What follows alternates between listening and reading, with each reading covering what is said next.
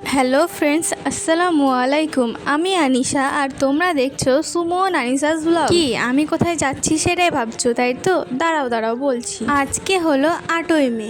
কালকে 7ই মে আমাদের উচ্চ মাধ্যমিকের ফল প্রকাশিত হয়েছে। বুক ভরা আনন্দ নিয়ে যাচ্ছি সেই রেজাল্টটা আনতে। কত নাম্বার পেয়েছি সেটা তো কালকে অনলাইনে দেখে নিয়েছি, আর আজকে স্কুল থেকে মার্কশিটটা দেওয়া হবে। আমি পাস করেছি না ফেল করেছি সেটা দেখতে হলে তোমাদেরকে ভিডিওটা শেষ পর্যন্ত দেখতে হবে। এই যে এইটা হলো আমাদের স্কুলে এসে দেখছি এখনো পর্যন্ত বেশি কেউই আসেনি। সেই ক্লাস 5-এ বাবার হাত ধরে প্রথম স্কুলে ঢুকেছিলাম। প্রথম যেদিন স্কুলে ঢুকেছিলাম সেদিন তো ভীষণ ভয় করছিল যে এত বড় স্কুলে আমার একটাও বন্ধু নেই। তারপরে স্কুলটা আস্তে আস্তে এতটাই প্রিয় হয়ে গেল যে একদিনও স্কুল মিস করতাম না। এই যে ইনি হলেন শৈলজা দেবী, যার নামে আমাদের স্কুল। ছোটবেলায় ভাবতাম যে কখন পড়াশোনা শেষ হবে আর কখন আমাদেরকে আর স্কুলে যেতে হবে না।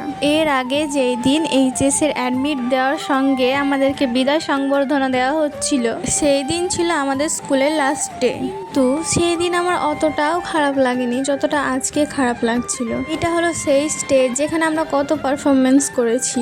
আর এইটা হলো আমাদের অফিস রুম। এই অফিস রুমের দুই পাশে যে স্ট্যাচু দুটো দেখতে পাচ্ছ সেটা হচ্ছে একটা শৈলজা দেবীর স্ট্যাচু আর একটা রাজা যোগেন্দ্র নারায়ণের স্ট্যাচু। সবার রেজাল্ট নেওয়া হয়ে যাওয়ার পরে সবাই নিজের বন্ধুদের সঙ্গে সেলফি তুলতে ব্যস্ত ছিল। ভালো রেজাল্ট করার যেমন একটা আনন্দও হচ্ছিল, ছোটবেলা থেকে যাদের সঙ্গে বড় হয়েছি সেই বন্ধুদের সঙ্গে আর দেখা হবে না সেটা ভেবে কিছুটা কষ্টও হচ্ছিল। হাতে ফোন নিয়ে দাঁড়িয়ে আছে, এটা হলো প্রীতি, তার পাশে শাশ্বতী আর লক্ষ্মী। যাই হোক, লাস্টে তো সবাই মিলে একটু আইসক্রিম খেয়ে নিলাম। তারপরে চলে গেলাম আমাদের টিউশন স্যারের সঙ্গে দেখা করতে। স্যারকে ফোন করতেই বললো স্যার নাকি আর আগের ঘরটাতে পড়ান না, নিজের বাড়িতে একটা টিউশনের ঘর করেছেন। যাওয়ার পরে তো স্যার আমাদেরকে ওয়েলকাম ড্রিঙ্ক হিসেবে লস্যি দিয়েছিলেন।